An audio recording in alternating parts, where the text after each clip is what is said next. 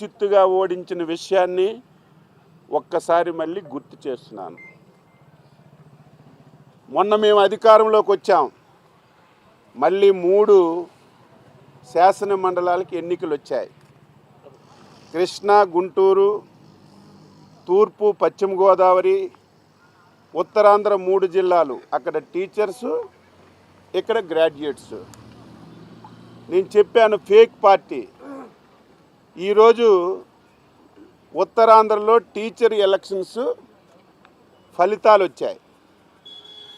ఫలితాలు వస్తే సాయంత్రం నుంచి ఫేక్ టీవీల్లో, ఫేక్ సోషల్ మీడియాలో 9 మాసాలకే ఎన్డీఏ పార్టీ మీద ఉపాధ్యాయులకి మొగమాటం వచ్చింది, ఓడిపోయారని చెప్పి తప్పుడు సమాచారం, సిగ్గుమాలిన సమాచారం, సమాజం అసహించుకుంటుందని ఆలోచన లేకుండా ఇష్టం వచ్చినట్టుగా ఫేక్ ప్రచారం చేస్తున్నారు. ఈరోజు 3 ఎన్నికలు జరిగితే ఈరోజు చిత్తుగా ఓడిపోయిన వాళ్ళు మీరు. కనీసం నీ పార్టీ నుంచి అభ్యర్థులను కూడా పెట్టుకోలేనటువంటి దౌర్భాగ్యమైనటువంటి పార్టీ నీది, నువ్వు అని చెప్పి నేను తెలియజేస్తున్నాను. ఈరోజు అభ్యర్థుల్ని పెట్టకుండా ఒక ముసుగులో డ్రామాలు ఆడారు. ఈరోజు ఈ 2 గ్రాడ్యుయేట్ ఎలక్షన్స్లో పీడిఎఫ్ ముసుగులో వైసీపీ ఇక్కడ డ్రామాలు ఆడింది. ఇది జగమరిగిన సత్యం. ఈ 2 శాసన మండలి ఎన్నికల్లో వైసీపీ పార్టీ పీడిఎఫ్కి సపోర్ట్ చేసింది. వారికి సందర్భంగా అడుగుతున్నాను, ఈ 2 స్థానాలు బంపర్ మెజార్టీతో ఈ 2 స్థానాలు తెలుగుదేశం పార్టీ అభ్యర్థులు గెలుచుకుంటున్నటువంటి విషయం ఈరోజు ఈ సందర్భంగా తెలియజేస్తున్నాను. మీరు సపోర్ట్ చేసినటువంటి పీడిఎఫ్ అభ్యర్థులు చిత్తుగా ఈ 2 స్థానాల్లో ఓడిపోతున్నారు. ఇక 3వది ఉత్తరాంధ్ర ఉపాధ్యాయ ఎమ్మెల్సీ ఎన్నిక. మేము ఓపెన్గా రఘువర్మ గారికి, శ్రీనివాసులు నాయుడు గారికి, వీళ్ళిద్దరు, ఎందుకంటే అక్కడ మేము క్యాండిడేట్కి పెట్టలేదు, మా తరపున అక్కడ క్యాండిడేట్ లేరు. అక్కడ యూటీఎఫ్ ముసుగులో వైసీపీ అక్కడ టీచర్ ఎన్నికల్లో పోటీ పెట్టింది. మేము పోటీ పెట్టనప్పటికి కూడా చాలా సందర్భాల్లో వీళ్ళు మాకు శాసన మండలి ఎన్నికలు జరిగేటప్పుడు ఇండైరెక్ట్గా మాకు సహకరించారు. కాబట్టి మేము కూడా అదే పద్ధతిలో గౌరవ ముఖ్యమంత్రి గారు 3 జిల్లాల కార్యకర్తలందరికీ టెలికాన్ఫరెన్స్ పెట్టి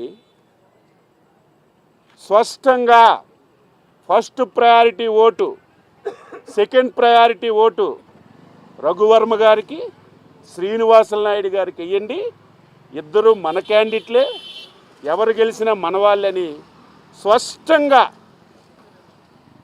టెలికాన్ఫరెన్స్లో 1000 మందికి మీటింగ్ పెట్టుకొని ముఖ్యమంత్రిగా చెప్తే ఈరోజు తెలుగుదేశం పార్టీ ఓడిపోయింది, టీచర్లు వ్యతిరేకించారని ఫేక్ సమాచారాన్ని ఈరోజు ఫేక్ మీడియాలో ఈరోజు ఇస్తుంటే ఏమనాలో అర్థం కానటువంటి పరిస్థితి అని చెప్పి తెలియజేస్తున్నాను.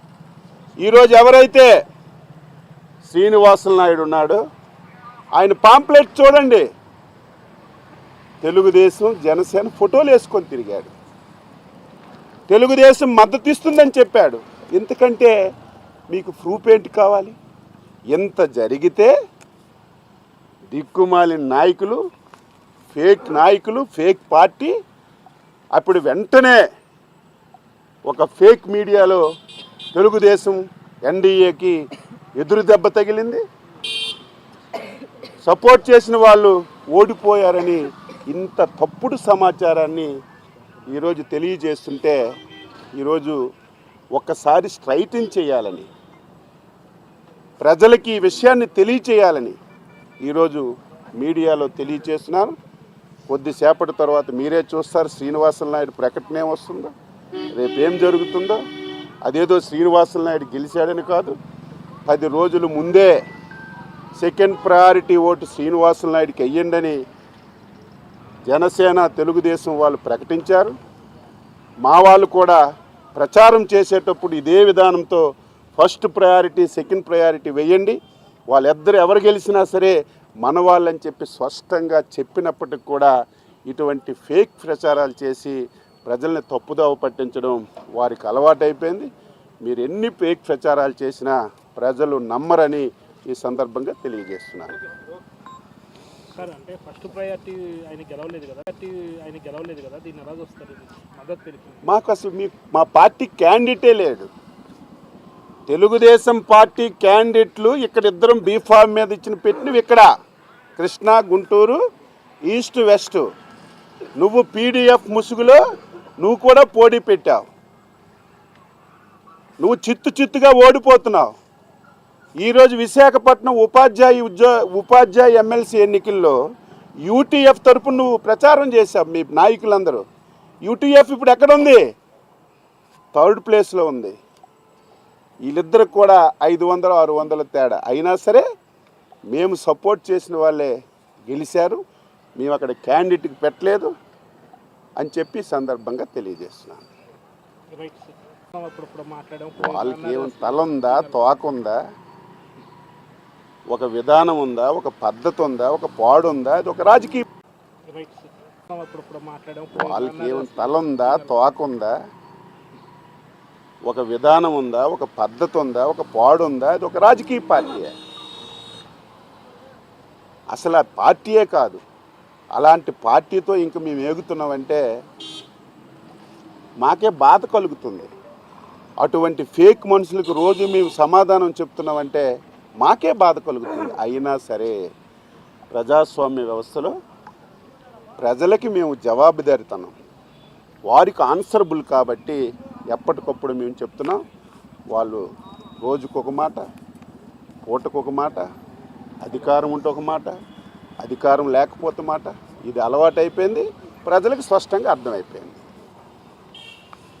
Gate meeting అంటున్నారేంటి? ఉత్తరాంధ్ర ఉపాధ్యాయ ఎమ్మెల్సీ ఎన్నిక మేము ఓపెన్గా రఘువర్మ గారికి, శ్రీనివాసులు నాయుడు గారికి, వీళ్ళిద్దరు, ఎందుకంటే అక్కడ మేము క్యాండిడేట్కి పెట్టలేదు, మా తరపున అక్కడ క్యాండిడేట్ లేరు. అక్కడ యూటీఎఫ్ ముసుగులో